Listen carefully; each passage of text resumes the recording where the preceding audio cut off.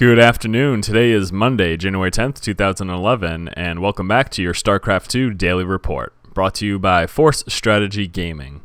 Let's start things off right away by going straight to the source.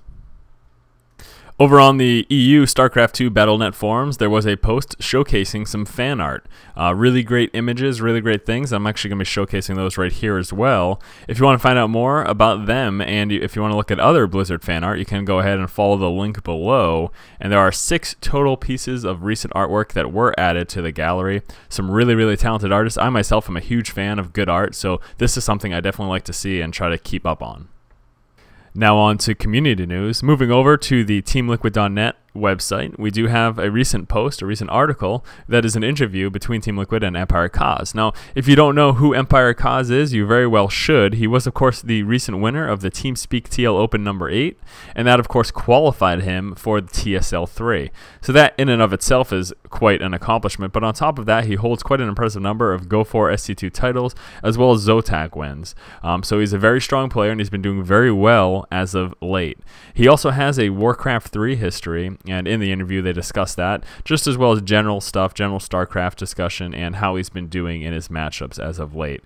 So I suggest checking it out. It's definitely a great interview and get you to know a little bit more about EmpireKas, which is obviously a good thing since he is such a strong player. And now on to SC2Armory.com. There was a post not too long ago about patch 1.2, its delay, and the ladder reset.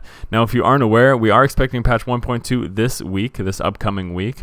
And this post was from a few days ago, but I just wanted to bring some things up. Basically, in concerning the ladder reset, if you don't know anything about patch 1.2, you can go ahead and check it out.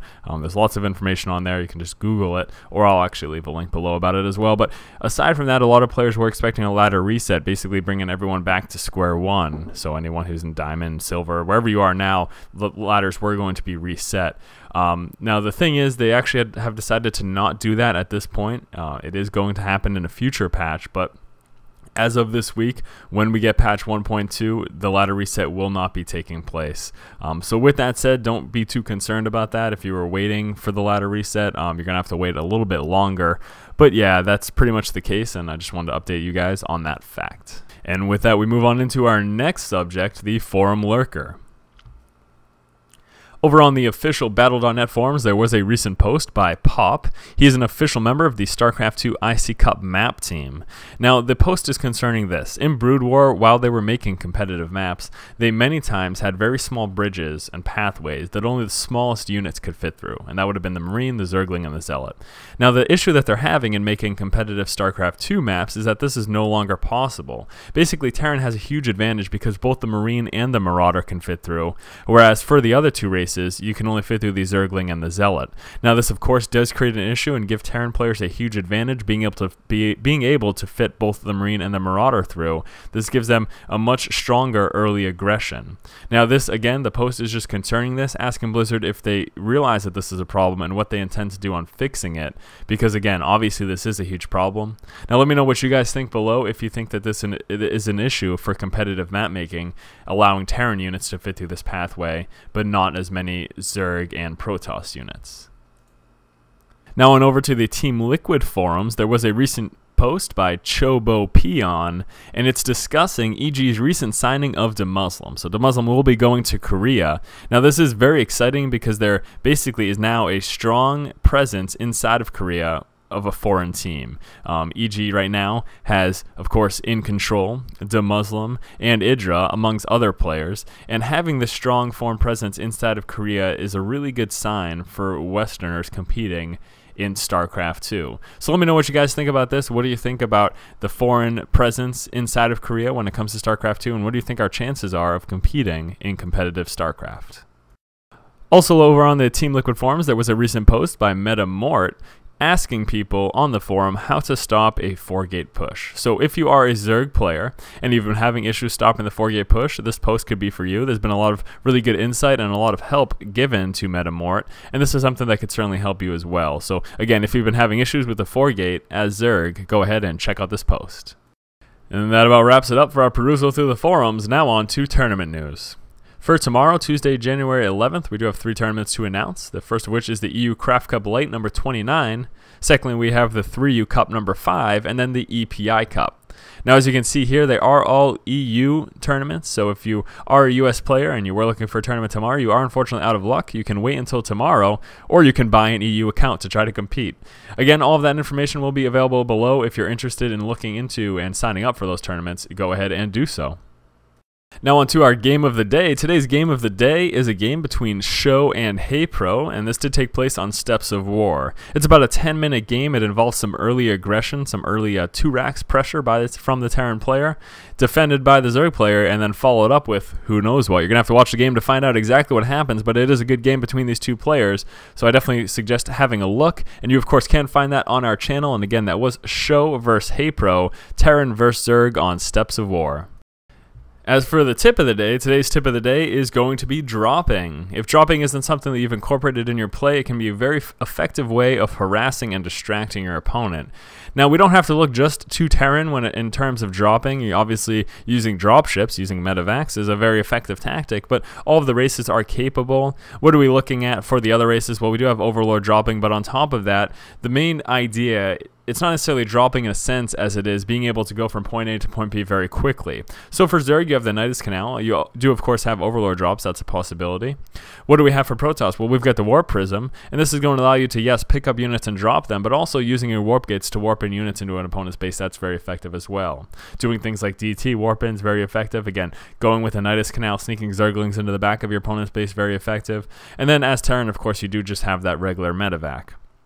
Now, dropping is an effective way and an effective means of harassing expansions and just hitting from multiple angles, attacking the one front with the main of your army and then dropping in another front. And now what this does is typically what's going to happen is your opponent's going to focus on one of the 2 attacks and at least somewhat neglect another one of the attacks. So one of your 2 attacks, if you're hitting from multiple angles, if you're dropping or moving in one area and then also pushing in another area, this is going to be very effective, and one of the 2 should do quite a bit of damage. And we are going to be wrapping things up, as always, with community questions. Now, today's community question comes from Cymru, C-Y-M-R-U, I think that's how you pronounce it. And the question is, Dear Force, what is the best matchup to improve your gameplay? Is it 1v1, 2v2, 3v3, or 4v4? I am a low Silver League player at the moment, and I'm looking to greatly improve my game to maybe one day compete in a tourney. Also, what is the best game to gear up for Diablo 3? I've been playing WoW to get ready for the big release. So, Cymru, let me start off with your first question. The best league by far to compete in order to improve your play is one-on-one. As much fun and enjoyable as the team games are, there is no comparison. The game is balanced around one-on-one play, and one-on-one play forces your hand. It makes you stay sharp. It forces you to have to pay attention to what's going on. There's a lot of slack and there's a lot of layback when it comes to doing those big team games. There's things that you don't need to do that your opponents, that your allies may be doing to kind of compensate for your lack. Now, in 1v1, you are forced to be fully scouting. You are forced to be fully aware to making counters to your opponent and being able to respond properly, whereas in team games, you can rely on your teammates. So that is kind of the general idea, but just realize that if you want to improve your own gameplay, 1v1 has got to be your focus. That is the only way you can truly improve as a player.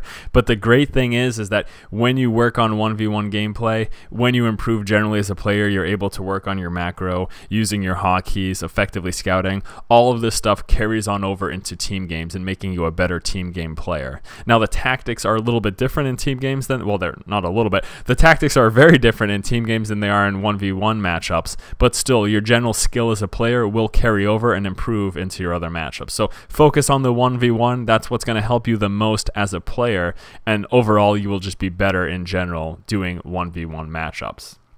Now on to your second question. Best game to get ready for Diablo 3. I really don't know what to tell you. Torchlight's a pretty fun game. That's an enjoyable game. I've played that before. You could always go back to Diablo 2. Now, you may be wondering, some of you out there, why he's asking me this question. I do Diablo coverage as well. We do have a channel, Force D3 Strategy. There's a link to that available right here on our channel. And actually, I'll go ahead and make a link available in the comments below as well. I am covering Diablo 3. I'm really excited for that release as well, besides StarCraft And on top of that, once Diablo 3 hits live, I'm planning on doing the exact same type of show for Diablo 3 coverage as I am doing for StarCraft 2. It's a lot of work, but it's worth it, and hopefully you guys enjoy it. So hopefully, HayprO, that answers your questions. I'm sorry if I wicked mispronounced your tag name here, but you know, that's the way it is. Now, if you guys have community questions that you would like me to answer in upcoming StarCraft 2 daily reports, you can go ahead and send those questions to me at force@forcestrategygaming.com. And that about wraps it up for this episode, guys, of StarCraft 2 Daily Report. Thanks for watching. Hopefully you guys are continuing to enjoy this. I had some people concerned about the frequency of these reports. I really feel like there is enough content and it is relevant enough to produce these daily. If you guys would prefer it weekly, well, I apologize. It will be happening daily. And that's about it. I mean, I don't know what to say. It's definitely, I feel like there is enough content. I feel like it's important to keep people up to date, especially with the frequency of the tournaments, the amount of tournaments that are going on, and how often things can change. I think that daily does definitely do StarCraft 2 justice. So once again, guys, this has been Force from Force Strategy Gaming. Hopefully you enjoyed this daily report. And as always, keep watching and keep owning.